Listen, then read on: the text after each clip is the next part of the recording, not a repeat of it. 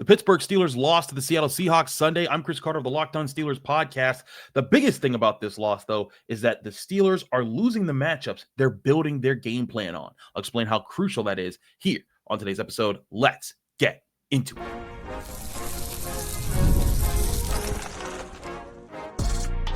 You are Locked On Steelers, your daily Pittsburgh Steelers podcast, part of the Locked On Podcast Network, your team every day.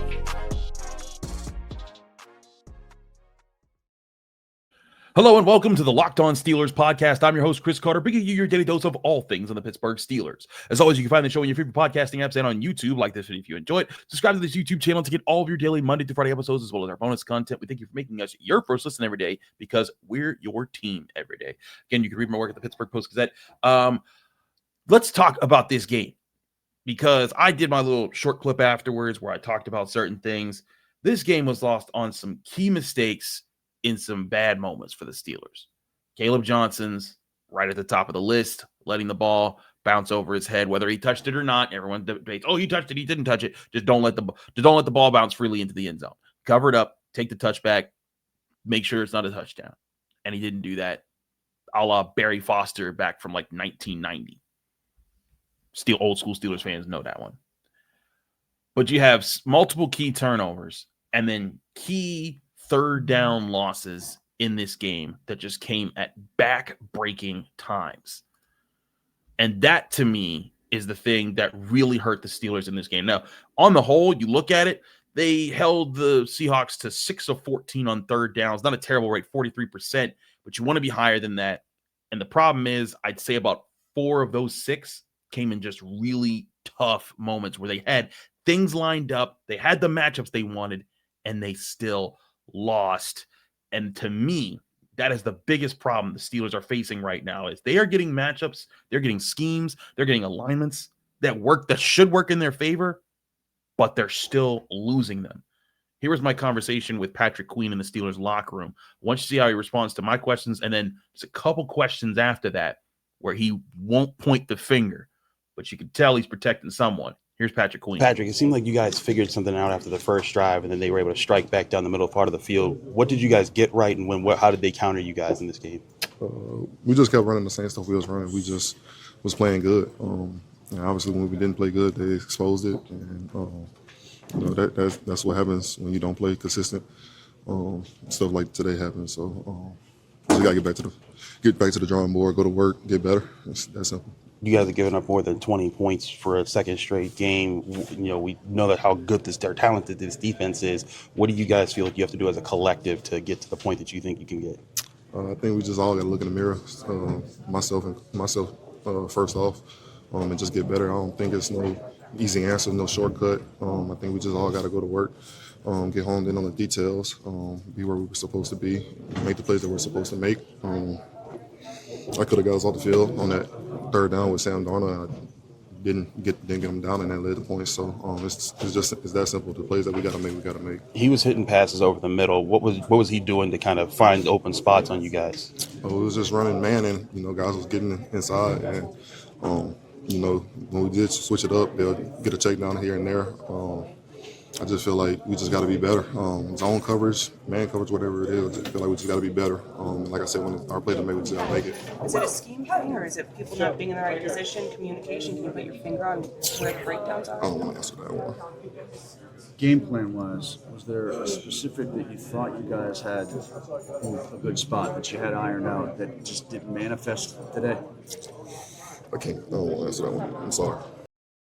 So right there, I do think the Steelers had a few spots where they were supposed to manifest some wins because it was one thing against the Jets where they were just giving up big gashes of run plays, and they did do that in this game. But there were times they actually stuffed the run. I mean, if you go back and you look at the stats, Zach Charbonnet, who, as we talked with Corbin Smith last week of Locked On Seahawks, he was like, that's the guy that you should be worried about because he was better last week. And then when I talked to him after the game, because he came to Pittsburgh, shout out to Corbin, but we were talking and he was like, it was Kenneth this week. He's like, I didn't see that coming. I thought Zach was going to be the guy, but they certainly tried to give Zach Charbonnet the ball because he had more carries than Walker, but Charbonnet ran it 15 times for 10 yards, Walker 13 times for 105. And so to me, I look at this and I see like, well, they certainly had some stops in the run game. One guy averaged less than 1 yard per carry. The problem is the other guy averaged over 8. And to me, when I look at that, I think that they are expecting to win in certain matchups, and they were able to win in certain matchups, but then they lost key moments. And some of those key moments were on third downs. And that's going to be the film breakdown, the initial film breakdown that I do for the Post Gazette. Check that out at post-gazette.com. Should be up Monday morning, early afternoon-ish at the latest there. But to me, when I was looking back over the game and I was trying to think through the critical moments, some of the early third downs and some of the late third downs that they blew, there were plays where you got the matchup you wanted. You had everything lined up for you. You just didn't finish. There were a couple plays, and as good as Jalen Ramsey was with the interception that he had, with the big hit that forced an incomplete pass, another tackle that forced a that had a stop. He got beat sometimes on some inside routes where he was manned up, and I think Patrick Queen is trying to not point the finger, but there were several plays where the Steelers, and he took ownership for the big one that he missed, because I thought Patrick Queen was having a pretty solid game, and then that 3rd and 9 where they dialed up the right blitz, got the look, he has an open shot at Sam Darnold, and he attacks the front shoulder, you got to attack the back, and he just misses, and he lets him escape. Darnold spins out. Peyton Wilson's then put on an island where he has a choice. Do I contain Darnold, or do I stay on the tight end? He tries to contain Darnold. Darnold flips the pass over for him. It's a 3rd and 9 conversion, and that leads to eventually the score the touchdown drive that basically sealed the game on the Steelers. It's those moments where I think the Steelers are getting the matchups that they want, and they're just not winning. They have to be able to finish those. I see a lot of people saying, oh, TJ Watt's not making an impact on the game. You're not watching the same game I am, because TJ Watt, for example, on the Jack Sawyer sack, which put the Steelers in a chance to at least have a chance at a comeback later on that same drive, it was created entirely by TJ Watt. Go to my Twitter profile at Carter Critiques. You scroll down just enough to one post I made later in the night when I was just before I left the stadium, and I was going back to the film, and there on Jack Sawyer's sack, he literally just walks to the quarterback because 3 guys are looking at TJ Watt. Go look at the double team numbers from last week with TJ Watt. He was double teamed almost twice the rate that Myles Garrett is being double teamed right now. That is insane. Now, I think that, again, when their Steelers are doing this, they need guys to win their matchups. They need Jalen Ramsey to take guys away, especially over the middle. They need guys like they need the other pass rushers to win more consistently. They need to get guys down. I thought in the 3rd and 19 run play where they scored a touchdown, I think it was a 20-yard run for Kenneth Walker that basically sealed the game. Peyton Wilson has him dead to rights. It's him and his mano-a-mano in space. It would have been one thing if he hit Kenneth Walker and he bounced off, but he never even got hands on him. And those are the things that I think Patrick Queen is trying to not dish too hard on. I think he's trying to not point the finger because he's trying to be a good teammate. But these are some key serious wins the Steelers need to have for their scheme to work. And not even that complex of a thing. TJ Watt also said after the game, he's like, we have good players, we have good scheme, we have to finish. And I think that's the thing here, is that the Steelers are in a position where the defense, especially now 2 weeks in a row, hasn't come through for them. Now, again, they only gave up really 24 points in this game, but still, you're supposed to be a defense that's holding a Seahawks team like this under 20 and then allowing the Steelers offense to do just enough to get them over the hump. And we'll get to the offense in a sec because they are not clear of any criticisms either. But to me, the biggest thing is the Steelers right now are banking on are setting themselves up to get certain wins, and they're just not getting them. That has to change, and soon. If you're the Pittsburgh Steelers on defense, if you expect to be a good defense, forget historic, the way Mike Tomlin said, they have to be able to win those and win those very soon, or things are going to take a turn for the worst. We're going to take a quick break. We come back. I want to talk about the offense. I got a chance to ask Aaron Rodgers a couple questions after the game, and I thought his response reminded me of some things that earlier Aaron Rodgers would have said in his Green Bay days. I'll give you my thoughts on that next here on the Locked On Steelers podcast. I'm your host, Chris Carter. Stick with us. We'll be right back. But first, I want to remind you this show is brought to you by Prize Picks, the daily fantasy platform where making the right call can actually pay off. You and I make decisions every day, but on Prize Picks, being right means cashing in. With football back, Prize Picks is the simplest and fastest way to get in on the action. Just pick more or less on 2 to 6 player projections, and you can turn your takes into real prizes, all in less than 60 seconds. Playing Prize Picks is such a fun way to stay locked in for the season. It's quick, easy, and honestly, a great way to follow along with football. I love checking projections like Josh Allen more or less than 270 passing yards, or Saquon Barkley for more or less than 1 rushing touchdown. For this weekend, Prize Picks is offering major max discounts. One max discount is so easy to score with. You can get Patrick Mahomes on a max discount where if he finishes with more than 0.5 passing yards, you win this upcoming week. Download the Prize Picks app today. Use code LOCKEDONNFL to get $50 in lineups after you play your first $5 lineups. That's code LOCKEDONNFL to get $50 in lineups after your first $5 play. Prize Picks. Run your game.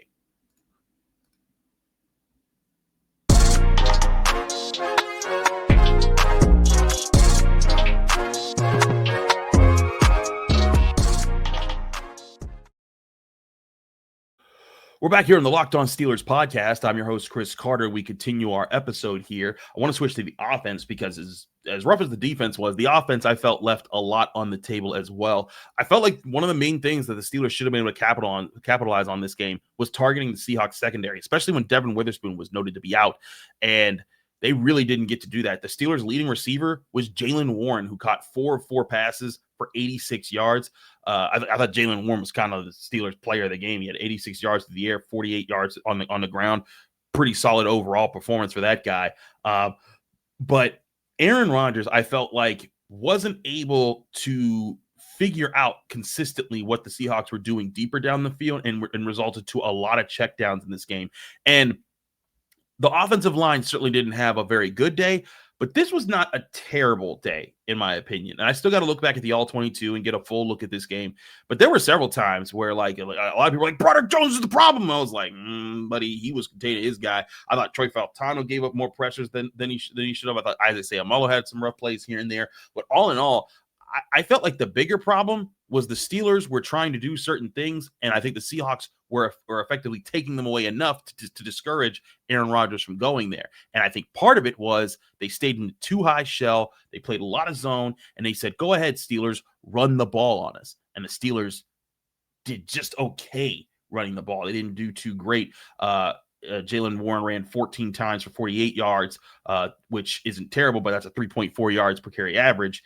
And then Kenneth Gainwell ran five times for 20 yards, and really about 2 of those runs that really built up his numbers were just based off of garbage time runs. So the run game still hasn't manifested, and this was something that we did talk about was a concern going into the season, was that I didn't see the run game come together yet. I think it needs to come together, and I think you saw the Seahawks come out and say, okay, you know what? We're going to play back. We're going to play zone. We're going to make sure those crossing routes aren't available to you, and we're going to make it so that you have to beat us with not just how you beat the Jets and throwing the ball around here and there. You got to run the ball. And when we talked to Aaron Rodgers, I asked him about what the Jets were doing. He brought that up, but also listen to how when I kind of poked at the red zone offense, he kind of got a little defensive, but I think not in a bad way, just in a way that acknowledged, like, hey, it's still early in the season. We were perfect in the red zone last week. We need to finish better this week, and there's opportunities for that. But listen to Aaron Rodgers and how he responds to my questions to get the gist of what I'm saying. Aaron, you guys were able to hit on a lot of crossing routes last week and to different players. What do you feel like disrupted you guys from that aspect of your offense this week? I don't know if we called a lot of crossing routes, but they played a lot of zone coverage too high, so that's good against a lot of that stuff. Aaron, on the touchdown drive and the 2-point conversion, you guys threw 2 combat balls to DK and Darnell, and they won them. How can you guys maximize more of that in the red zone to be more consistent in finishing when you guys have that kind of size advantage? It's been 2 weeks. Last week we were 100% in the red zone. Mm-hmm. So this week we weren't. So we need to take it easy. It's a small sample size. That was 2 nice plays and 50-50 balls by 2 big guys. And we had a chance, I think probably a touchdown Pat that makes it 21-14 and changes the whole scope of the game. So you got to understand this is the league.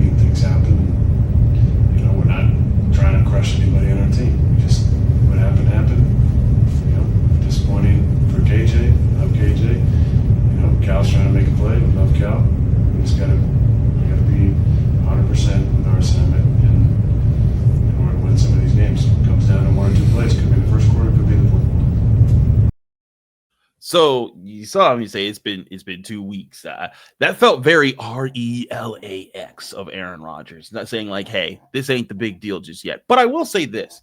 I did think that there were times where like, hey, it was like the interception where he threw it in the red zone and it bounced and Calvin Austin went for it and it tipped off his hand and right to the defender. That's just like okay, bad luck happens sometimes. But at the same time, I felt like that drive because that was the drive where Jaylen Warren caught the ball. And that was that play was a really well improvised play where Aaron Rodgers spins outside and again, Broderick Jones did a good job, seals his man to the inside, takes him out of the play. So Aaron Rodgers has all this room to roam. He kind of rolls out. It gives Jaylen Warren space to roam. He hits Warren. Warren goes off for 65, gets them inside the red zone, and then the Steelers are in a good place. And I thought once they got to the 5-yard line, I was like, okay, here's where they're going to do exactly what they did on the last red zone possession. Now, granted, he is right. Last week, they went perfect in the red zone, and they didn't need to do any of the jump ball stuff. But you saw in that first red zone possession, when they got into the red zone, what did they do? They said, hey, DK, just run to the pylon, man. We just going to hit you with a combat catch. You're gonna box that guy out, get a touchdown. And then what did they do the very next play? They said, spread him out wide. Hey, Darnell, just go up and get that. Here's that 7 shots thing that we do all the time when we want an easy win. I felt like I was like, hey, where's that in this moment? And so, hey, you don't always get the call you want. You don't always get the you don't always get to, you want to kind of switch things up. You don't want to be too predictable and all that. But I did think, I was like, hey, that was right there for you. But to Aaron's point, if Calvin just doesn't tip the ball was right on the money to Pat Freiermuth. He catches that. It's a touchdown. It's 21-14. We're talking about a completely different game here. It doesn't guarantee the Steelers win, but it does change the tone entirely. The defense would have actually got the chance to play with a real lead later in the game, and that could have allowed for a few different things momentum-wise. But that's where I think that Aaron Rodgers does have a point. I don't think that it's time to panic yet on offense, but I do think that the Steelers offense is a sign that they do need to find this run game and find it soon. And you saw Jaylen Warren, when given space, does work. Again, he was able to make plays in this game, but you got to find it more consistently in this run game. And honestly, the way Caleb Johnson looks right now, I mean, the kick return mistake that he made, he had one run for 1 yard. I'm not so sure he's ready just yet to figure things out. And maybe that's part of why they were putting him on kick return, was to get him just used to attacking and being more aggressive in his running. But if you're the Steelers and Jaylen Warren's cooking, you got to find ways to get him to work in space. I think one thing, you got to let this offensive line be a little bit more athletic, show off its athleticism, and saying, hey, let's move guys in space, let's go hit and run. And again, I think that that's something that the Steelers have done, have shown that they can do on occasion, but they have to do it more often. It was something that I thought they should have worked on in more in the preseason. They didn't, and now they're here. Now, granted, again, the sky is not falling. This season's not done. They have a long way to go. It's a very long season, and I think that's the thing that they have on their side. But I do think that there are lessons to definitely be learned from each loss and in each win. And I think that one thing that you saw from this game on offense is that, hey, what happens if teams just drop into too high soft zone shells where they're just going to try to take away the deep ball, they're going to try to take away your crossing routes, and you have to win with dinking and dunking, or you can run the ball on them. I think that's a sign that shows the Steelers have to have a plan and say, hey, we have to be able to attack this more efficiently than we did. And again, some of it's also just key mistakes at the wrong times, like Aaron Rodgers says. But I do think that that's where the Steelers could find a little bit more of their mojo in this game. And I mean, again, like, this was supposed to be a game where the Steelers took advantage of a secondary that was missing their top guy, Devin Witherspoon, where they don't have, supreme talent at the safety position. And your leading receiver was Jaylen Warren for 84 catches for 86 yards. Next up were Pat Freiermuth for 3 for 31, Johnny Smith 4 for 27, Calvin Austin 1 for 22, DK Metcalf 3 for 20. They really didn't get the flow of the passing offense going to open up the run game. And I think that that's something that they have to be able to do if this offense is going to win and to be able to make up. But again, the problem for this team isn't as much on offense right now. Again, I think the tip pass from Calvin Austin, kind of fluky. Not too mad at the offense for that, and I do think that they'll have some better days. But the key to this team is still supposed to be the defense, because if the defense doesn't allow the early score, and then I'd say the second touchdown, the third touchdown drive was purely on Peyton Wilson, just giving up the third and long run, and then Patrick Queen also missing on the easy sack that he had on Sam Darnold on 3rd and 9. But the 2 touchdowns before that, to me, also were just moments where the Steelers had matchups and opportunities where they wanted just like those plays, and they fell short. And to me, that's where, if you want to talk about coaching, that's where the biggest problems are going to lie if the Steelers aren't able to make adjustments moving forward. I'll talk about how they do that next here on the Locked On Steelers podcast. I'm your host, Chris Carter. Stick with us. We'll be right back. But first, I remind you, this show is sponsored by BetterHelp. We all turn to some funny places for advice. Your barista, your barber, maybe even a random stranger in the bathroom. But not everyone is the right one when it comes to real support. That's why BetterHelp is here. With over 30,000 licensed therapists and more than 10 years of experience, BetterHelp helps you find your right match, someone clinically trained and credentialed to guide you through your life's challenges. I've caught myself venting to group chats or oversharing with friends who mean well, but they're not therapists. Having someone trained to help me work through situations has made all the difference. I like to start with simple questionnaire, and BetterHelp does the matching work for you. And if it's not the right fit, you can switch therapists anytime at no extra cost. It's also flexible. You can join sessions online from home or on the go, which make therapy fit into your busy schedule. As the largest online therapy provider in the world, BetterHelp can provide access to the mental health professionals with a diverse variety of expertise. Find the one with BetterHelp. Our listeners get 10% off their first month at betterhelp.com/lockedon. That's BetterHelp, HELP.com/lockedon. We're also brought to you by Upside. Hey, Locked On Steelers fans, are you tired of paying full price for gas? Stop leaving money behind. Get real cash back every time you fill up with the free Upside app. Simply download the free Upside app in the App Store or Google Play right now, and you can start earning cash at the pump today. I'll use my limited time promo code TOUCHDOWN, and you can get an extra 25 cents back per gallon on your first fill up. You can make up to $300 a year just from buying the gas you already needed. At first, I thought it was too good to be true, but it's totally legit. Real people are getting paid just to make their daily commutes, and you can too. Plus, you can cash out anytime to your bank account, PayPal, or an e-gift card for Amazon and other brands. Don't let this offer drive on by. Download the free Upside app now just by using this limited promo code TOUCHDOWN for a free 25 cents per gallon bonus. That's promo code TOUCHDOWN. Disclaimer, offers may vary per user and location. Go to upside.com for terms and conditions.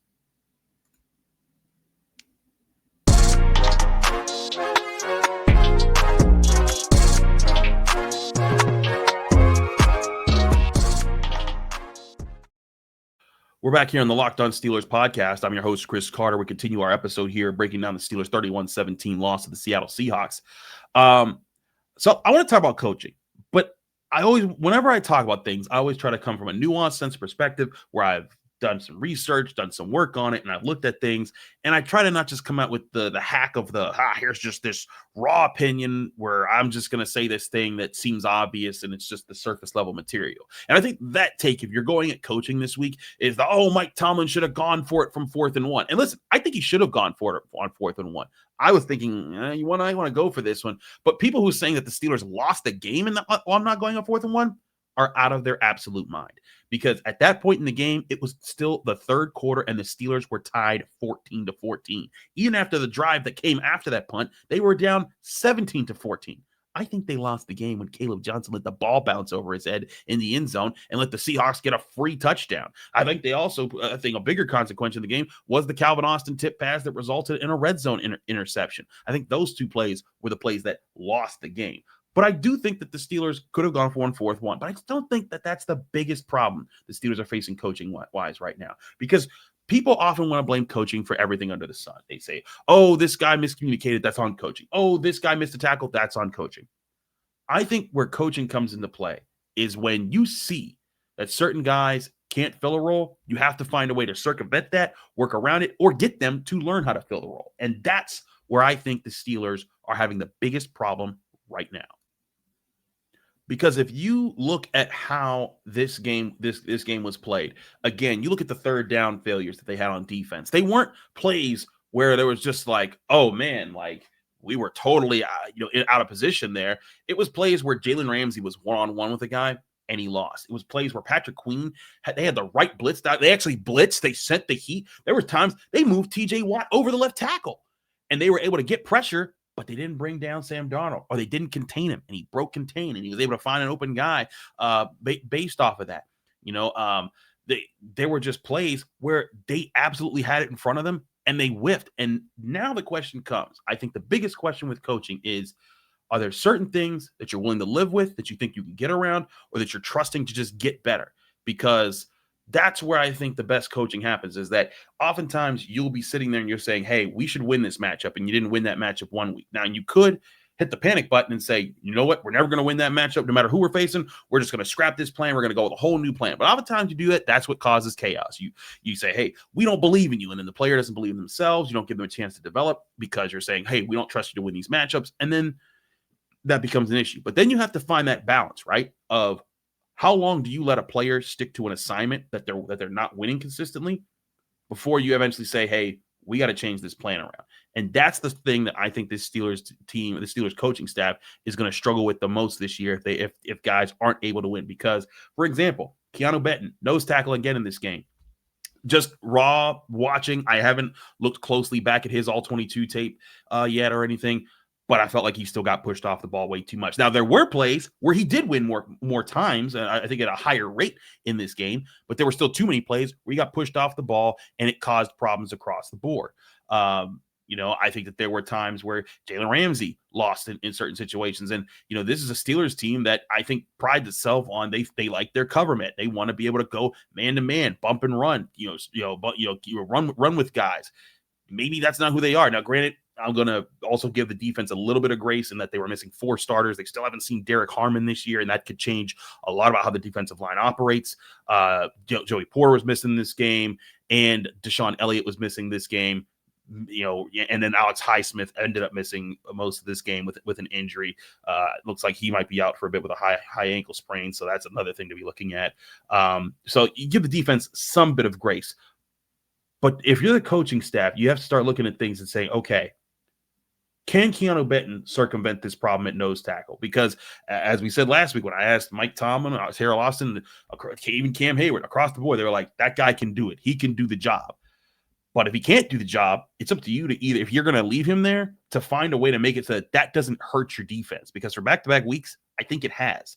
And then the same thing goes for when you have, 3rd and 7 or 3rd and 9s, and you're giving up 12 and 14 yards on pass plays where it was just one-on-one, someone just one man-to-man over the middle on a crossing pattern or a slant. And that happened more than a couple times. And if they get a few more of those stops, I think it sets an early tone in this game, and it allows the defense to lock in a little bit better. Same thing with finishing on some of these pass rushes. That's where I think the Steelers have to be able to do better in a lot of these games. Because moving forward, this is a defense that you've invested in with the talent you have at linebacker, the speed you have at linebacker, the talent, this experience and talent that you have in the cornerback room, the guys you have up front. You're expecting to win more one-on-one opportunities. You're expected to just line up and be able to beat the guy across from you. And I think too many times in these first 2 weeks, you haven't. And that's where you have to adjust to say, hey, is this just a matter of certain things that you're losing on that eventually that you will win on, and this is just a bad stretch?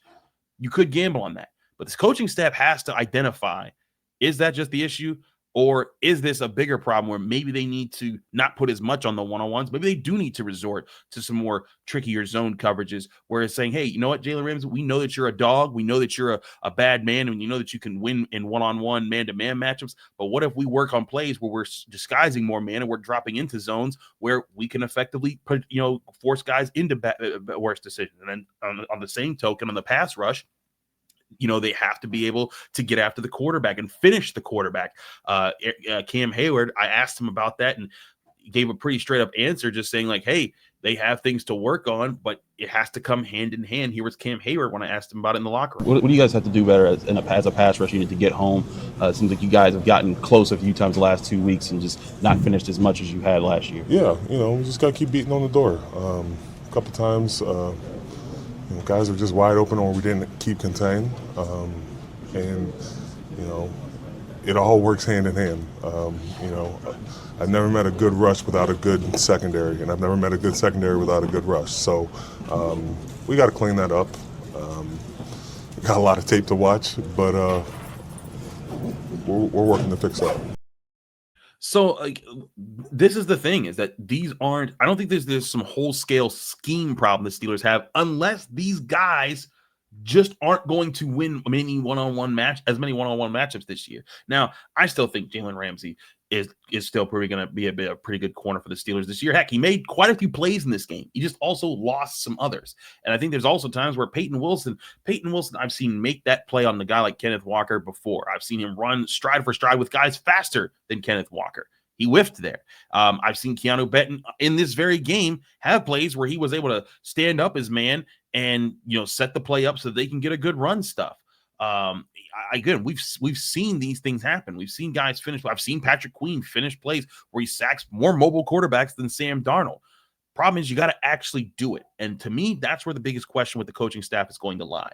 How long do you keep going with your current game plan where you're trusting these guys to win more of their one-on-ones before you find other ways to adjust around it? And sometimes doing that, you're going to compromise part of what you thought your identity was going to be.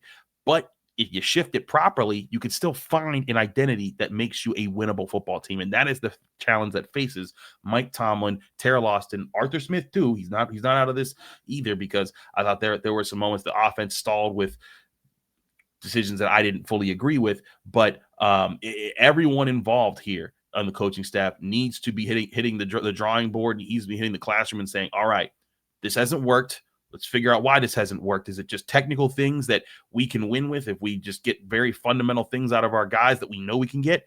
Or are these wholesale things that, you know what, maybe we don't win this way. Maybe we adjust and we find other ways to win. Those are the challenges facing the Steelers as they're 1-1 headed to the New England Patriots next weekend in Foxborough, where they haven't won, I think, since 2008. Is that how long it's been? Jeez.